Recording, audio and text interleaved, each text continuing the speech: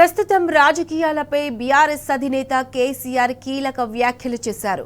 ఇన్ని రోజులు నేను మౌనంగా ఉన్నా, గంభీరంగా చూస్తున్నా, నేను కొడితే మామూలుగా ఉండదన్నారు. తెలంగాణ శక్తి ఏందో కాంగ్రెస్ వాళ్లకు చూపించి మెడలు వంచుతా అని హెచ్చరించారు.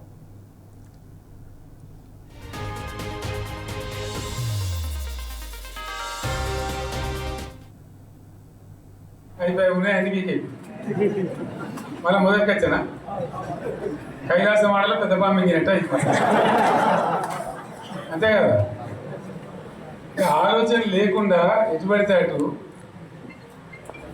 ఎవడో ఏదో చెప్తే నమ్మి ఓటేస్తే ఏమైంది అనేది ఒక మంచి గుణపాఠం ఇది తెలంగాణ. గ్యారంటీగా మంచిగా సంసారం జరుగుతుంది. తువ్వకొచ్చినాం, రైతులు ఇంత ముఖం తెలివైతుంది, బాకీలు కట్టుకుంటుంది. ఎంతోమంది పాపం సిటీలు వేసుకుంటారు, ఏదో వేసుకుంటారు. రైతు బంధు పైసలు పడితే ఎంత సంతోషం ఉంటుండే. ఆయన పోయి గంగా వేసుకోండి. ఇప్పుడు వాడు ఇద్దడో ఏడో భగవంతుని కనుక ఇచ్చినప్పుడు మోసం. ఏదో మళ్ళీ ఎలక్షన్ కోసం దానికోసం ఇస్తారు తప్ప కడుపునిండా ప్రేమ వాడు ఇచ్చేది ఇచ్చే ఉంటుందా? మనం ఉన్నప్పుడు కరోనా వచ్చింది. కరోనా వస్తే కూడా నేను రైతు బంధు ఆపలే. కరోనా వచ్చి రాష్ట్రానికి రూపాయి ఆదాయం రాకుండా వ్యవసాయం అయితే జరగాలి కదా, తప్పద్దని చెప్పి ఈవెన్ కరోనా ఉంటే కూడా రైతు బంధు ఆపలేదు. అంత ఒక నిర్ణయం తీసుకొని రైతాంగాన్ని నిలబెట్టాలని, కాపాడుకోవాలని చెప్పి ఒక 4-5 మంచి స్కీములు తెచ్చి వాళ్ళని కాపాడుకున్నారు. గౌరవంగా బతికిన రైతులు బీమా వచ్చినండి. రైతు బీమా పడితే ఎంతమందికి సాయం జరిగింది? గుంట భూములను కూడా మంచిగా సాయం జరిగింది. చిన్న రైతు కూడా సాయం జరిగింది.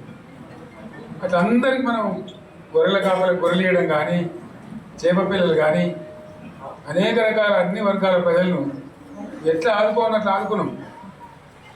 మా తెలంగాణ కదా మేము తెచ్చుకున్నాం కష్టపడి. మా వాళ్ళందరూ పైకి రావాలి. కాంగ్రెస్ గవర్నమెంట్, కాంగ్రెస్ పార్టీ మొదటి నుంచి కూడా ముస్లింలు ఓట్లేసుకున్న తప్ప ముస్లింలకు మనం చేసిండ్రా? ఇమాం మౌజాలకు ఏమైనా జీతం ఇచ్చిండ్రా? మనం వచ్చాకనే ఫస్ట్ టైం వాళ్ళని గుర్తించి వాళ్ళని గౌరవించుకున్నాం. ముస్లిం మైనారిటీ పిల్లలకు, మన గిరిజన పిల్లలకు, మన ఎస్సీ పిల్లలకు, మన బీసీ పిల్లలకు ఎంత మంచి రెసిడెన్షియల్ స్కూల్ పెట్టుకున్నాం. అందరినీ కూడా ముందు తీసుకుపోవాలి. ఇవాళ మన కన్నా ముందని నాకు బాధ కలిగేది ఏంటంటే, చిన్న వర్గాల ప్రజలు కాన్వెంట్ స్కూళ్ళలో చదివించలేదు. వాళ్ళ పిల్లలు కూడా బాగా చదవాలని చెప్పి ఎస్సీలకు, బీసీలకు, మన గిరిజనులకు, మన మైనార్టీ సోదరులకు గురుకుల పాఠశాలలు పెట్టారు. అద్భుతమైన చదువు చదువుకున్నారు. ఇవాళ మొత్తం రోజు బడి పిల్లలు విషాహారము, కడుపు నొచ్చుడు, బాధపడుడు, పురుగులు అన్నం పెట్టుడు. పిల్లలు వెళ్ళిపోతున్నారు ఆ స్కూళ్ళలో, జిల్లాలకు వెళ్ళిపోతున్నారు. తల్లిదండ్రులు కూడా భయపడి తీసుకుపోతున్నారు. ఏం ఘోరం ఇది నాకు అర్థం కాదు.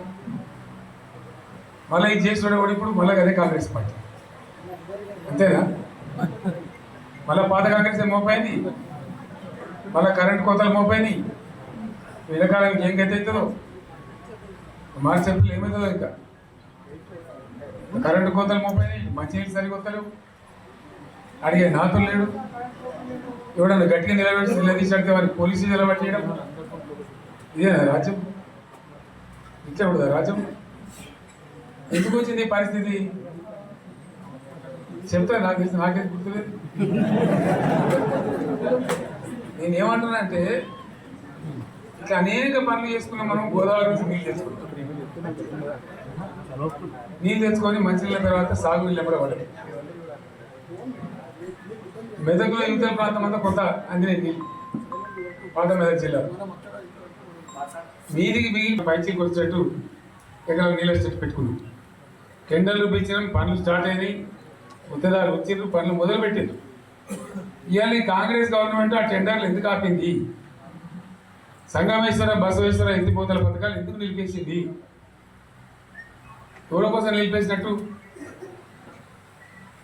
నేను హరీష్ రావుకి చెప్తున్నా, మీరు 2 తాలూకాల ప్రజలు కూడా సమీకరించి సంగమేశ్వర, బసవేశ్వర మీద పెద్ద ఎత్తున దండయాత్ర చేయాలని పోరాడుతున్నారు. తప్పదు కదా, కొట్లాడితేనే తెలంగాణ వచ్చింది. ఇది కూడా కావాలని కొట్టాలంటే ప్రజలు విజృంభిస్తారు, అయితేనే నీళ్ళు వస్తాయి. సంగమేశ్వర లిఫ్ట్ రావాల్సిందే, బసవేశ్వర లిఫ్ట్ రావాల్సిందే. ఖచ్చితంగా 2 తాలూకాలకు కూడా 1,50,000 నీళ్ళు వస్తే పంటలు పడితే మనం బతుకుతాం.